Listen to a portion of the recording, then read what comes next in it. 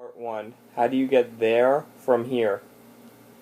The story is told of a Sunday school teacher whose assignment was to explain to the 6-year-olds in his class what someone had to do in order to get to heaven. In an attempt to discover what the kids already believed about the subject, he asked a few questions. If I sold my house and my car, had a big garage sale, and gave all my money to the church, would that get me into heaven? No, the children all answered. If I cleaned the church every day, moved the yard, and kept everything neat and tidy, would that get me into heaven? Again, the children's answer was, no. Well then, he said, if I was kind to animals and gave candy to all the children and loved my life, would that get me into heaven? Again, they all shouted, no. Well then, how can I get into heaven? A boy in the back row stood up and shouted, you gotta be dead. Dead, sure. Therein lies the problem. You gotta be dead to go to heaven. Consequently, you gotta be dead to know much about the place as well. The people who seem to be most confident about what heaven is like are those who claim to have died and come back to talk about it, and write best-selling books on the subject. I have read a couple of those books, and I've heard a couple of quote-unquote returners interviewed on television. Their stories are interesting, but they never give a straight answer to the questions we are all asking. How do you get there? What can you do on this side of death to assure ourselves a spot in heaven? Most agree that death is a prerequisite, but that is pretty much where agreement ends and speculation begins. In these pages, we are going to look at an ancient but popular theory regarding who goes to heaven. I say ancient because the idea has been around since the beginning of civilization. In terms of popularity, it is what most world religions espouse. So why did I bother to write a book about it? Because in spite of its immense popularity and large standing,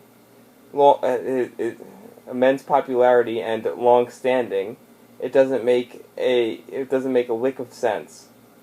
Seriously, smart, educated, and accomplished men and women from just about every nation on Earth are banking their eternities on a theory that doesn't hold up under even the slightest scrutiny.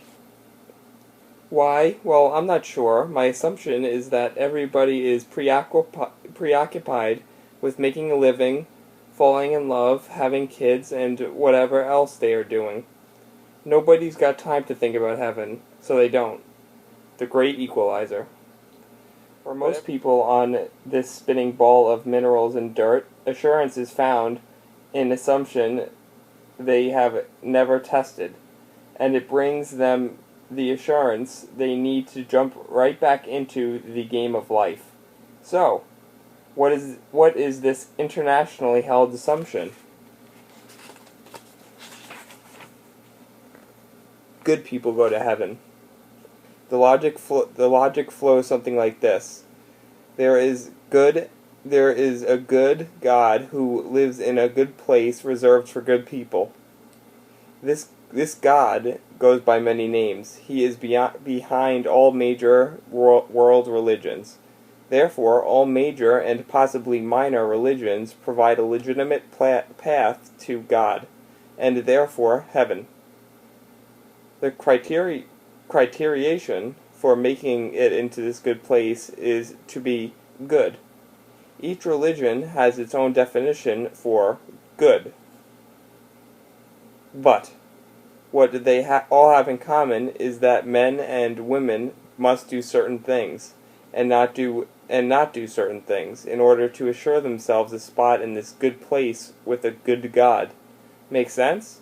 Actually, it doesn't make really any sense at all. In fact, if you are smart enough to read this book, you are smart enough to find the problems with all the good people with the good people go view without any help. Chances are you've never really thought it through, but you owe it to yourself to do so. I figure it will take you about 2 hours to read this book. Investing 2 hours of your time to consider where you will spend eternity isn't really much to ask. So, find a comfortable chair and prepare yourself for what may be an uncomfortable discovery.